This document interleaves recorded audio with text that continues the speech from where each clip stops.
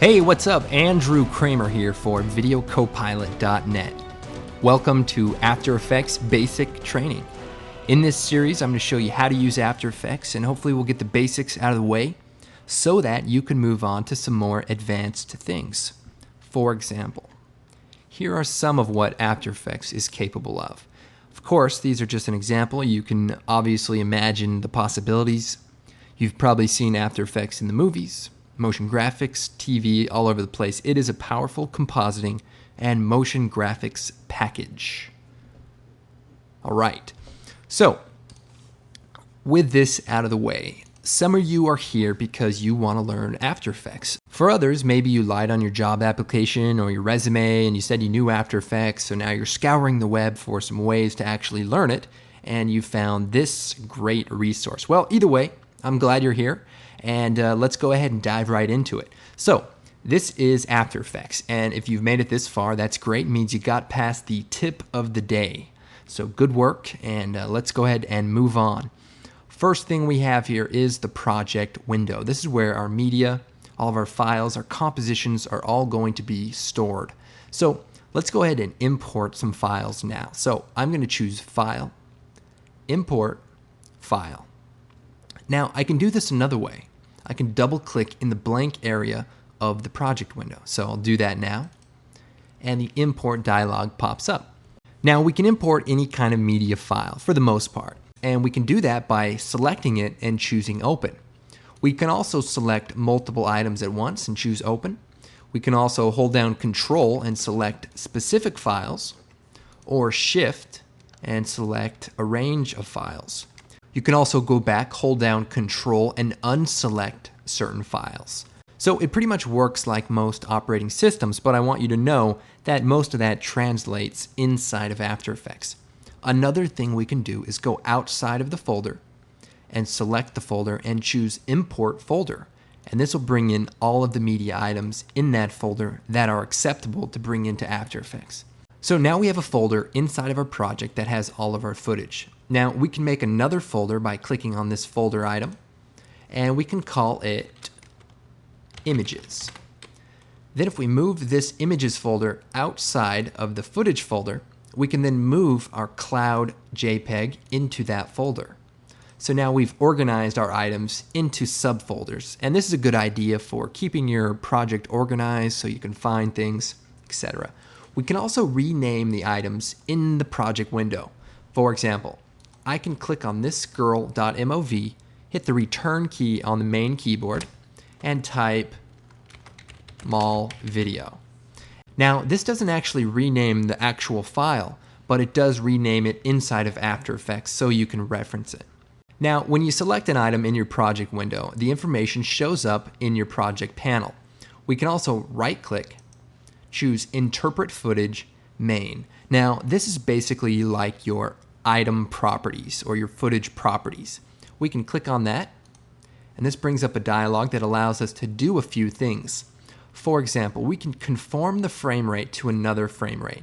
Say we know it's a different frame rate and After Effects just isn't recognizing it for some reason. We can change it here by just typing it in. We can also play with the field options, or if you're working with 24p advanced footage, there are many options here to change that as needed. We can also change the aspect ratio of the pixels. Color management options are also available, but we probably won't get into that for now. I'm going to go ahead and hit cancel. And let's go ahead and take a look at some of the other items available when you right-click on your footage. We have our replace footage. Now, say we have an updated version of this same shot that's exactly the same length, and we've already used it in our project. Well, we can replace it, and it will then replace all of the instances of it in the project. Pretty helpful. We can also reload the footage. For example, if our footage is an image sequence out of, say, a 3D application, we made an update to it, we can then reload it here. We can also reveal in Windows Explorer, and this will bring up the actual location of that file. Now, I know what you're thinking. This is basic training, and it's going to be boring.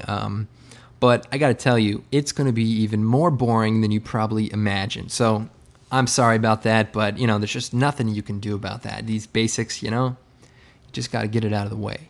let's go ahead and get started with a composition. So we've imported our media, but what exactly do we do with the media? Well, we need to put it into a composition. So what we need to do is create a new composition. So from the composition menu, new composition, Control N, I'm going to click that, and then we have this composition dialog that allows us to change the settings from any one of these settings or your own settings. You can also customize it as needed, and there's a few advanced options as well.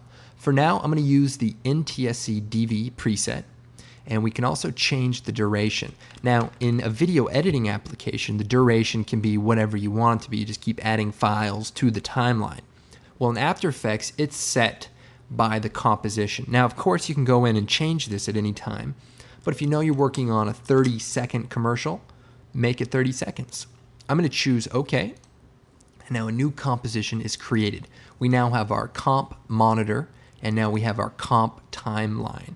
Now, to add media to our composition, we can drag it from the project window and drop it into the composition.